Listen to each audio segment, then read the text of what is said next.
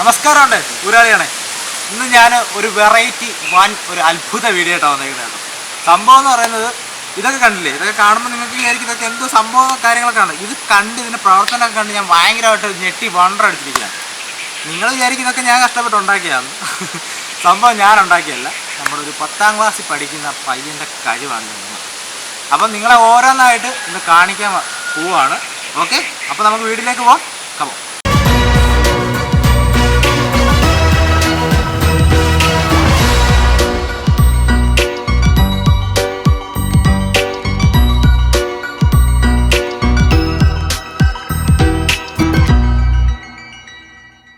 എൻ്റെ പൊന്നു കൂട്ടുകാരെ, ഞാൻ ഇൻട്രൊഡക്ഷനിൽ പറഞ്ഞായിരുന്നു ഞാൻ ഇന്ന് ഒരാളെ കാണിച്ച് ഞെട്ടിക്കുന്നു.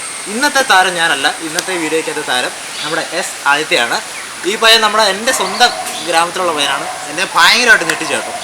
അവനുണ്ടാക്കിയ ഒരു കപ്പലല്ലേ സംഭവം, എയർബോട്ടാണ്. ഈ നമ്മുടെ ഈ ഷിപ്പിനെ കുറിച്ചിട്ട് കാര്യങ്ങൾ കൂടുതലായിട്ട് എനിക്ക് പറഞ്ഞാൽ എനിക്ക് ഇതിനെക്കുറിച്ച് ഒന്നും അറിയത്തില്ല.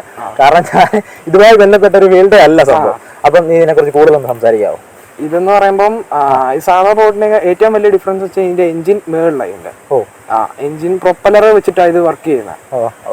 അപ്പം ഇതാണെങ്കിൽ മഡിലോടും ലാൻഡിലോടും അത്യാവശ്യം സ്മൂത്ത് ആയിട്ടുള്ള സർഫസ് എല്ലാം ഓടും. വെള്ളത്തിൽ മാത്രമായിട്ട് ഓടുന്നതല്ല, പിന്നെ ലോ വാട്ടർ കരയിലും ചെളിയിലും എല്ലാം ഓടും. അത്യാവശ്യം മോയ്സ്ചർ ആയിട്ടുള്ള എല്ലായിടത്തും താഴെ തെന്നിപ്പോവും. ഇതുണ്ടാക്കാൻ എന്തായിരുന്നു ഒരു ഇൻസ്പിറേഷൻ, അല്ലെങ്കിൽ ഇതിലേക്ക് വന്ന ഒരു ഇതെന്ന് വെച്ചാൽ ഞാൻ ആദ്യം ചെറിയ ഓരോരോ വേർഷനായിട്ട് അപ്ഗ്രേഡ് ചെയ്ത് വന്ന. ആദ്യമാണെങ്കിൽ ഒരു ചെറിയൊരു സെറ്റ് അച്ഛൻ ഇങ്ങനെ മേടിച്ചോണ്ട ഒരു കിറ്റ് എയർബോട്ടിന്റെ. അച്ഛൻ ഫുൾ സപ്പോർട്ട് ആണല്ലേ. അപ്പൊ അച്ഛൻ ഇങ്ങനെ ഒരെണ്ണം കൊണ്ട് തന്നു. അന്നേരം അത് നോക്കിയിട്ട് അതിനകത്ത് സെയിം ഈ എയർബോട്ടിന്റെ ഒരു കൺസെപ്റ്റ് ആയിരുന്നു. അതാണെങ്കിൽ ജസ്റ്റ് ഫ്രണ്ടിലോട്ട് മാത്രമേ പോകത്തുള്ളൂ. പിന്നെ ഞാൻ അതിനകത്ത് ഒരു ട്രാൻസ്മിറ്റർ ഒക്കെ വെച്ച് ഫ്രണ്ടും ബാക്ക് പോകുന്ന രീതിയിലാക്കി. പിന്നെ ആണെങ്കിൽ അതിന്റെ അടുത്ത കാർബോർഡിനകത്ത് അടുത്ത വേർഷൻ ഉണ്ടാക്കി. അതാണെങ്കിൽ ഇതുപോലെ ഈ റഡർ വെച്ചിട്ട് ലെഫ്റ്റ് റൈറ്റ് എല്ലാം പോകുന്ന രീതിയിൽ. ഇത് PVC ഫോം എന്ന് പറയും. PVC ഫോം വാട്ടർ പ്രൂഫ് ആണ്. അപ്പം ആദിത്യ, നമ്മൾ ഈ ഷിപ്പ് കൊണ്ട് നമുക്ക് എന്താണ് പ്രയോജനം? ഇതിന്റെ മെയിൻ ഞാൻ കൺസെപ്റ്റ് എന്ന് വെച്ചാൽ ഇതൊരു പ്രോജക്റ്റ് ആയിട്ട് ഞാൻ ചെയ്തതാണ്. മെയിൻ ആയിട്ട് വെച്ചാൽ ഫ്ലഡ് അഫക്റ്റഡ് ഏരിയ ഉണ്ടല്ലോ, അവിടെ ലോ വാട്ടർ ആയിരിക്കും, അധികം താഴ്ച കാണത്തില്ല. അന്നേരം ഈസി ആയിട്ട് പോകാൻ പറ്റും. ഇതിനകത്ത് തന്നെ ഫുഡ് സപ്ലൈ, മെഡിസിൻ, അങ്ങനെ എസെൻഷ്യൽ ആയിട്ടുള്ള സപ്ലൈസ് എല്ലാം ഇതിൽ തന്നെ. എന്നിട്ട് ഇതിന്റെ മണ്ടയ്ക്ക് ഒരു ഡ്രോൺ വരും. ആ ഡ്രോൺ ആയിരിക്കും ഇവിടുന്ന് സപ്ലൈ എടുത്തിട്ട് ഡയറക്റ്റ് ഇത് റൂഫ് ടോപ്പിൽ കൊണ്ട് ഡ്രോപ്പ് ചെയ്ത് കൊടുക്കും. അപ്പം ഇതും ഡ്രോണും കൂടെ ഒരു കോമ്പൈൻ ചെയ്തിട്ടുള്ള ഒരു വേർഷനാണ്. അതെ അല്ലേ, അപ്പം ഒരു സംഭവമാണ് ആളല്ലേ. ഈ ഷിപ്പ് മാത്രമല്ല കേട്ടോ, പല സാധനങ്ങളും ഉണ്ടായിട്ടുണ്ട്. പല സാധനങ്ങളും നമ്മൾ ഞെട്ടിക്കും. അപ്പൊ നമ്മൾ ആദ്യമായിട്ട് ഷിപ്പിന്റെ കാര്യങ്ങൾ നമ്മൾ പറയുകയാണ്. അപ്പൊ നമുക്കിതൊന്ന് ഓടിച്ച് കാണിച്ചാലും, എല്ലായിടത്തും ഒന്ന് ഓടിച്ച് കാണിച്ചാലും. ഓക്കെ.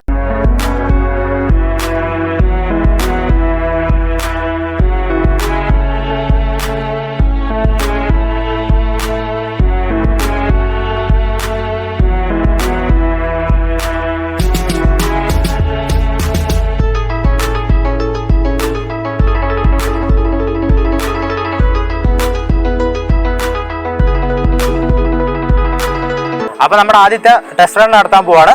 അപ്പൊ നമുക്ക് അത് കൂടുതലായിട്ട് സംഭവം കാണാം. എങ്ങനെയാണ് ഇത് മൂവ് ചെയ്യുന്ന കാര്യങ്ങളൊക്കെ നമുക്ക് കൂടുതലായിട്ട് കാണാം. ഓക്കെ ആദിത്യ.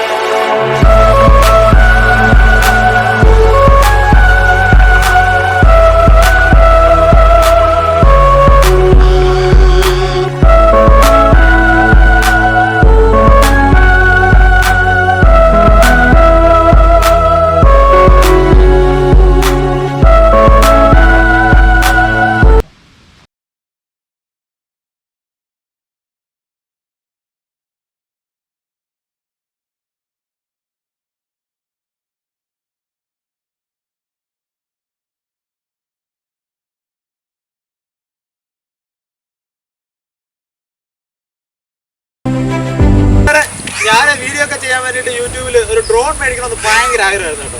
പക്ഷേ ഇത് എൻ്റെ ഡ്രോണല്ല, ഇത് നമ്മുടെ ആയതിൻ്റെ ഡ്രോണാണ്. ഇവൻ എന്നെ വീണ്ടും ചെട്ടിച്ചേക്കാണ്. ഒരു 20,000 രൂപയ്ക്ക് താഴെ ചിലവിൽ ഒരു അടിപൊളി അടാറ് ഡ്രോൺ. ഇത് സംഭവം കേട്ടോ, ഒന്നും പറയാനില്ല. ഈ ചെറുക്കൻ സംഭവം പൊളിയാണ് ആള് കേട്ടോ. എനിക്ക് ഒരു കാര്യമുണ്ട് കേട്ടോ, പണ്ട് എനിക്ക് യന്ത്രങ്ങളുടെ പ്രവർത്തനത്തെ കുറിച്ച് ഒരു വെണ്ട അറിയത്തില്ല. അതുകൊണ്ട് പയ്യെ അതിനെക്കുറിച്ച് കൂടുതൽ കാര്യങ്ങൾ സംസാരിക്കും. പറയാനില്ല എന്തൊക്കെയാണ് എൻ്റെ കാര്യങ്ങൾ പറഞ്ഞു തരണം. കൂടുതലായിട്ട് എനിക്ക് അറിയാനായിട്ട് പ്രേക്ഷകർക്ക് കൂടുതൽ കാര്യങ്ങൾ അറിയാം. ഇത് എന്ന് പറയുമ്പോൾ ബോട്ട് കോപ്പർ, 4 റോട്ടർ വരുന്നുണ്ട്, ബോഡി കോപ്പർ. പിന്നെ ഇതിൻ്റെ വെയിറ്റ് വരുന്നത് വെച്ചാൽ ഒരു 1.2 kg വരുന്നുണ്ട്. പിന്നെ ഇത് പേലോഡ് കപ്പാസിറ്റി ഒരു കിലോ 2 കിലോ വരെ പൊക്കാൻ പറ്റും. പിന്നെയാണെങ്കിൽ ഇത് യൂസ് ചെയ്തേക്കുന്നത് വെച്ചാൽ സാധാരണ ഡ്രോൺസ് അതിൽ ലൈഫോ ബാറ്ററി യൂസ് ചെയ്തത്, പക്ഷേ ഇത് കൂടുതൽ ബൈറ്റ് കിട്ടാൻ വേണ്ടി ലിയോൺ. പിന്നെ ഇതിൻ്റെ റേഞ്ച് എന്ന് പറയുമ്പോൾ ഒരു 1.5 കിലോമീറ്റർ കിട്ടും. പിന്നെ ടെലിമെട്രി ഉണ്ട്. നമ്മൾ കറക്റ്റ് വിട്ട് എന്തെങ്കിലും പറ്റിക്കഴിഞ്ഞാൽ റിമോട്ട് ഒരു സ്വിച്ച് ഇട്ട് കഴിഞ്ഞാൽ that RTL return to none. അങ്ങനെ ഫീച്ചേഴ്സിന് വേണ്ടിയിട്ടാണ് കോൺടാക്ട് ചെയ്തത്. മെയിനായിട്ട് ഞാൻ ഇത് റെസ്ക്യൂ ഓപ്പറേഷൻസിന് വേണ്ടി മെയിനായിട്ട് റെസ്ക്യൂ ഓപ്പറേഷൻസിന് വേണ്ടി ഉണ്ടാക്കിയതാണ്. ഈ മെയിനായിട്ട് ഈ ഫ്ലഡിലാണെന്നൊക്കെ നമ്മൾ കൂടുതലും ഡ്രോണിൽ പോയിട്ട് മെഡിസിൻസ് എസെൻഷ്യലായിട്ടുള്ള കാര്യങ്ങളെല്ലാം ചെയ്തുള്ളൂ. ഒരു 14 വയസ്സേ ഉള്ളൂ കേട്ടോ. ഈ 14 വയസ്സ് എനിക്കുള്ള സമയത്ത് ഞാൻ ഇതിനെക്കുറിച്ചൊന്നും ചിന്തിച്ചിട്ടുമില്ല. ഒന്നിനെക്കുറിച്ച് ചിന്തിച്ചിട്ടില്ല. എങ്ങനെയാലും പോകണം, 10ാം ക്ലാസ് പാസ്സാവണം, അടുത്തൊരു പ്ലസ് 2 പോകണം, അങ്ങനെയൊക്കെയുള്ളൊരു ഇതേ ഉള്ളത്. കളിക്കാൻ പോകണം, അങ്ങനെയൊക്കെ. ഈ പയ്യനാണെങ്കിൽ എത്ര നാളുണ്ട് ഈ പാഷൻ എങ്ങനെയാണ് എന്ന് പറയുമ്പോൾ ഞാൻ ഒരു UKG പഠിക്കുമ്പോഴേ കുറച്ച് ചോയ്സ് മാമനുണ്ട്. അപ്പോൾ മാമന് ഹെൽപ്പ് ചെയ്യായിരുന്നു അങ്ങനെ. അത് പിന്നെ മാമൻ പോയി, പിന്നെ വെക്കേഷന് വരുന്നു. പിന്നെ അങ്ങനെ ഡെവലപ്പ് ചെയ്ത് വന്ന് ഒരു 5ാം ക്ലാസ് തൊട്ടാണ് സ്കൂളിൽ എക്സിബിഷൻ സ്റ്റാർട്ടായത്. അതിന് മുമ്പ് കയറാൻ പറ്റില്ല, അല്ലെങ്കിൽ ഞാൻ നേരത്തെ ട്രൈ ചെയ്ത് തുടങ്ങിയതാണ്. 5ാം ക്ലാസ്സിൽ പിന്നെ നമ്മുടെ റോക്കറ്റിൻ്റെ മോഡലുണ്ട്. പിന്നെയാണ് ഇങ്ങനെ ഓരോ 6ാം ക്ലാസ് ഒരു സേഫ്റ്റി റെയിൽവേ സ്റ്റേഷനിൽ വെക്കുന്ന. പിന്നെ 7ലാണെങ്കിൽ ഒരു ബോട്ട് ഉണ്ടാക്കുക, അത് അതിൻ്റെ ചെറിയ വേർഷനായിരുന്നു. ബോട്ടുണ്ട്, മറ്റേ എയർബോട്ടിൻ്റെ ചെറിയ വേർഷൻ. അങ്ങനെ ഡെവലപ്പ് ചെയ്തു. പിന്നെ ഇപ്പം 9ൽ വന്നപ്പം ലോക്ക്ഡൗണിൽ കുറച്ച് ടൈം കിട്ടുവാണ് ഇത്. ഇതുകൊണ്ട് ആദ്യത്തിന് എന്തെങ്കിലും അവാർഡുകളോ കാര്യങ്ങളോ ഒക്കെ കിട്ടിയിട്ടുണ്ടോ? 6ാം ക്ലാസ്സിൽ എനിക്ക് സ്കൂൾ ലെവൽ അന്ന് വെച്ചാൽ അന്ന് റീജിയൻസ് കൊടുത്തില്ല.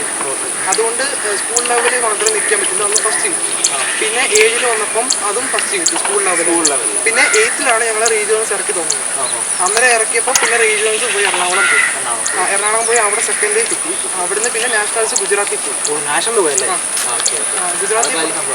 ഗുജറാത്തിൽ പോവാണെങ്കിൽ അവിടുന്ന് ഇങ്ങനെ ചെറിയ 2-3 ചെറിയ ഡ്രോൺസ് ഒക്കെ ഉണ്ട്. അപ്പോൾ അവിടുന്ന് കുറച്ച് ഐഡിയ ഒക്കെ എനിക്ക് കിട്ടി. ഒരെണ്ണം ചെയ്ത് നോക്കണം എന്നൊക്കെ എനിക്ക് തോന്നിയപ്പോൾ അങ്ങനെ ട്രൈ ചെയ്തു. ഇത് എത്ര നാളെടുത്തു ഇത് ഇതിപ്പം അസംബ്ലിങ് ഇതല്ലായിരുന്നു ഫസ്റ്റ് ഒരു വേർഷൻ. ഫസ്റ്റ് എന്ന് വെച്ചാൽ ഒരു ഫ്രെയിം അസംബിളായിട്ട് വരുന്നൊരു ഫ്രെയിമിനകത്ത് ചെയ്യുക.